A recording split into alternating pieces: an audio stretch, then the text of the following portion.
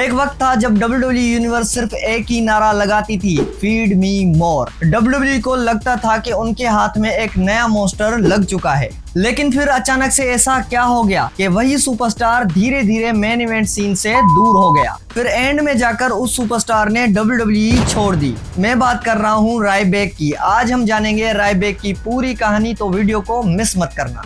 Ryan रेनिल्स बचपन से ही body building और रेसलिंग का शौकीन था। अपनी हार्ड मेहनत की वजह से उसने WWE का कॉन्ट्रैक्ट हासिल किया। उस वक्त किसी को भी अंदाजा नहीं था कि ये आदमी WWE का सबसे ज्यादा पावरफुल सुपरस्टार बनने जा रहा है। कहानी की शुरुआत होती है 2010 में, जहां पे रायबैक दिखता है नेक्सिस ग्रुप के साथ, वो भी स्किप शीफील्ड के नाम से। उस वक्त नेक्सिस पूरी WWE को डोमिनेट करके बैठा था और स्किप शीफील्ड उसी ग्रुप का मेंबर था। लेकिन नेक्सिस ग्रुप के साथ स्किप शीफील्ड की किस्मत खराब निकली। एक इंजरी ने स्किप शीफील्ड को महीनों के लिए रिंग से गायब कर दिया और उसी टाइम स्किप शीफील्ड का सारा मोमेंटम खत्म हो गया। सबको ये लग रहा था कि भाई अब स्किप शीफील्ड वापस नहीं आ पाएंगे, लेकिन कुछ साल बाद वो वापस आते हैं एक नए नाम के साथ, जिसका नाम था रायबैक। एक मॉन्स्टर जो बिल्कुल गोल्डबर्ग की तरह दिखता था और उसको देखकर सब अंदाजा लगा चुके थे कि भाई ये बंदा नेक्स्ट ब्रॉक लेसनर बनेगा ही बनेगा। उस टाइम रायबैक का मिशन सिंपल था, रिंग में आना है और अपने अपोनेंट को तोड़ देना है। फीड मी मोर वाला गिमिक उसका इतना अच्छा लगा फैंस को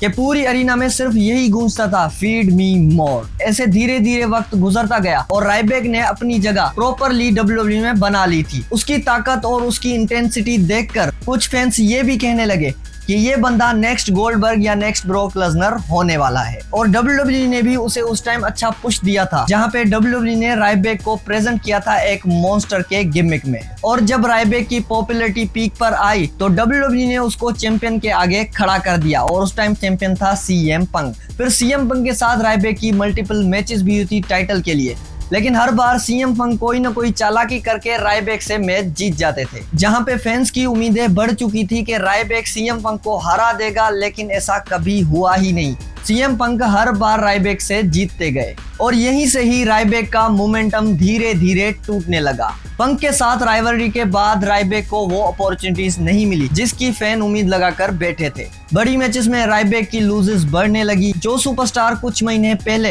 अनस्टॉपेबल फोर्स लग रहा था, फिर उसके बाद धीरे धीरे वही सुपरस्टार मिड कार्ड में फंस जाता है, जहां पे फैंस भी कंफ्यूज थे कि आखिर WWE रायबैक के साथ करना क्या चाहती है। और मिड कार्ड में ही रहकर रायबैक ने इंटरकॉन्टिनेंटल चैंपियनशिप भी जीती, उसको कुछ टाइम तक होल्ड भी किया था। लेकिन जो मजा वर्ल्ड टाइटल का है वो इंटरकॉन्टिनेंटल टाइटल में कहाँ है। फिर क्रिएटिव डायरेक्शन और कॉन्ट्रैक्ट इश्यूज की वजह से WWE और रायबैक के बीच में दूरियां बढ़ने लगी। फिर एंड में आकर रायबैक ने डिसाइड किया कि उसको WWE कंपनी छोड़नी है। उसके बाद रायबैक इंडिपेंडेंट प्रोजेक्ट्स में लग जाता है, जहां पे पॉडकास्ट और सोशल मीडिया पे काम करते हुए दिखे। और आज भी फैंस जब फीड मी मोर सुनते हैं तो उन्हें बस एक ही नाम याद आता है, रायबैक का नाम। कई लोग मानते हैं कि अगर WWE ने रायबैक की सही बुकिंग की होती तो रायबैक आज बड़ा सुपरस्टार होता। और दूसरी तरफ कई लोग ये मानते हैं कि WWE ने उसको शुरू में ओवर पुश कर दिया था। रायबैक की कहानी हमें ये सिखाती है, सिर्फ ताकत और पॉपुलैरिटी काफी नहीं होती, जहां पे टाइमिंग और बुकिंग का सारा गेम है।